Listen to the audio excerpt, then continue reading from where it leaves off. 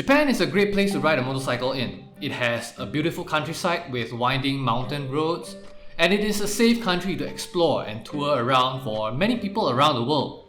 But while common sense and shared road traffic rules can get you by easily anywhere in the world, including Japan, here are some tips I have prepared for you that can make your life easier while you are there on two wheels.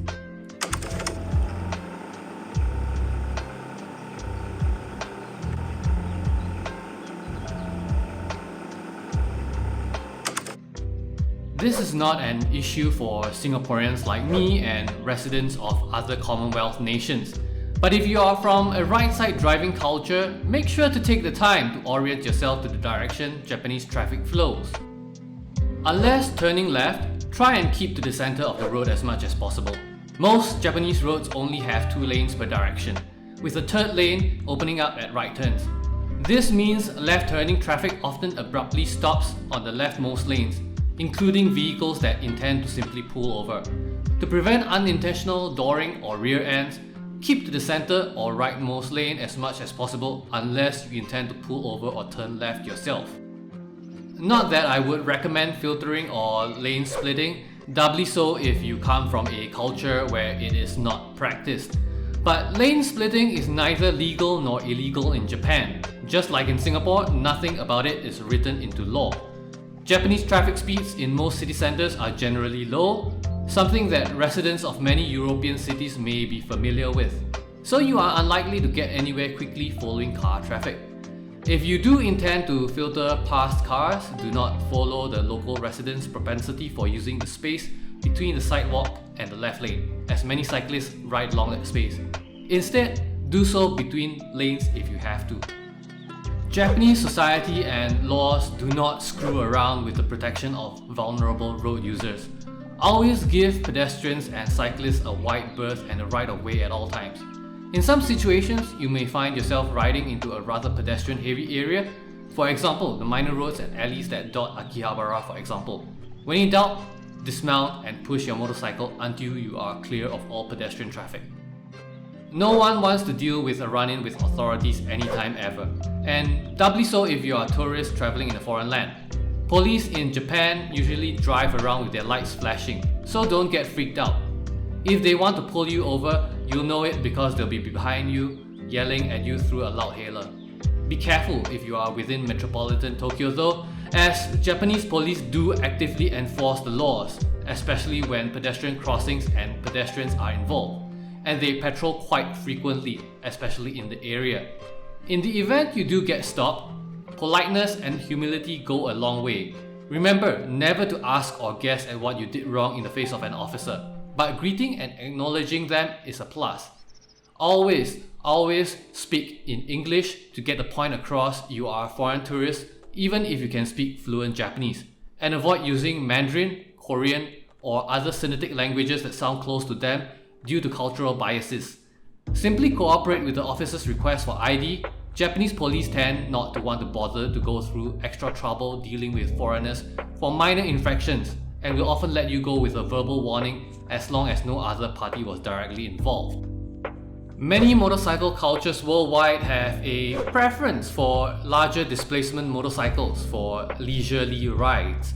However, if you intend to rent a motorcycle in Japan for leisure, big isn't necessarily better.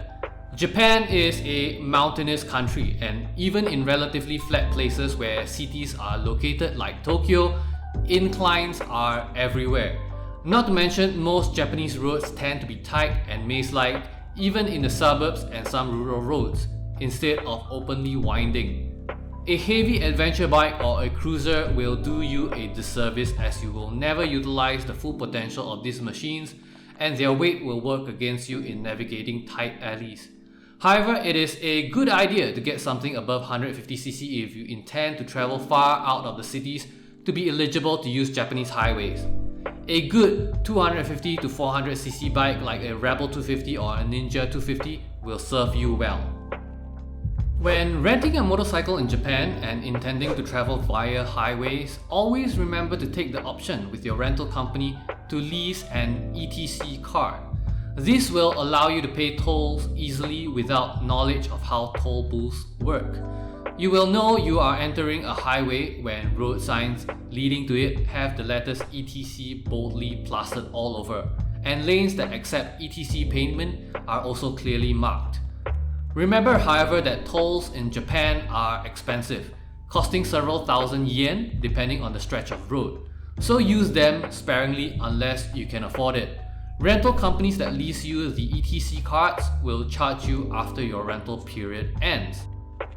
In Japanese cities, it is highly advised to park in designated parking lots, even in suburbs. Parking enforcement is decentralized and active and can often cost you close to 10,000 yen for an infraction. You get more leeway and less enforcement with street or alleyway parking the further out of the city center you go, but it is still something to keep in mind. Motorcycle parking in most areas tend to cost anywhere from 700 to 1,000 yen for a 24-hour period, or around 100 yen every half hour. You can easily find motorcycle parking either by finding the nearest one with a large P sign, followed by visibly seeing motorcycles there, or the following words at the entrance: Otobai, Tansha, Baiku. Car parks in Japan are called Kyushajo. If you are in Tokyo, a good tool to find motorcycle parking is spark.jp. Surface level and basement parking with attendants are similar to the systems used in many places in the world. You either pay the attendant up front, or you take a ticket at the entrance and pay in cash on your way out. Other automated parking systems are a bit more confusing, but here is a primer. You can often tell that a car park is automated by the presence of either a chain that loops into an electronic lock or a plate that lifts up under your bike. For lots with a lifting plate, simply drive into the lot and wait around 2 to 3 minutes before the lot senses your vehicle and raises it, starting the timer. Others require you to manually string a chain around a part of your motorcycle and putting the other end into the electronic lock. When you return, you simply need to head towards the payment machine, enter the lot number clearly painted under your bike, and press the calculate fare button before paying for it in cash.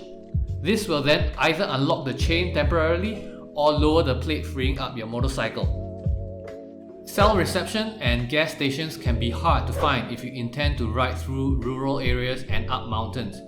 Always take this into account and fill up often before heading up one. Always have backed up offline maps if using GPS to navigate. GPS is used by everyone, including residents and locals of whatever city you are in. It is that confusing. But one thing to keep in mind is that if you are using Google Maps as your GPS to plan travel, travel time is calculated based on the speed of traffic rather than the actual speed limit of the roads you intend to travel on. And those limits often tend to be far lower than the speed of traffic. The limit is often 40 to 50 km per hour on many roads, but locals often go beyond that. Keep that in mind when planning your trips between locations. Japanese gas stations are broadly divided into two types: full service and self-service stations. Full service stations are commonly identified by the presence of uniformed service staff at the pumps, while absent at self-service stations. Self-service stations can also be unofficially subdivided into two groups: those with an English menu at the pumps and those that are entirely in Japanese. Self-service stations with English menus are the easiest to use by a non-Japanese reading person, followed by full-service stations by memorizing some key Japanese terms. Avoid self-service stations with Japanese menus entirely and continue on elsewhere.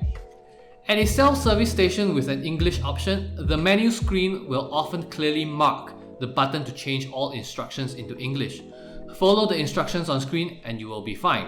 I cannot give general advice as instructions vary from company to company. The physical pump nozzle for regular petrol is often red and labeled regular. Premium is yellow and labeled はい奥 and diesel is in green.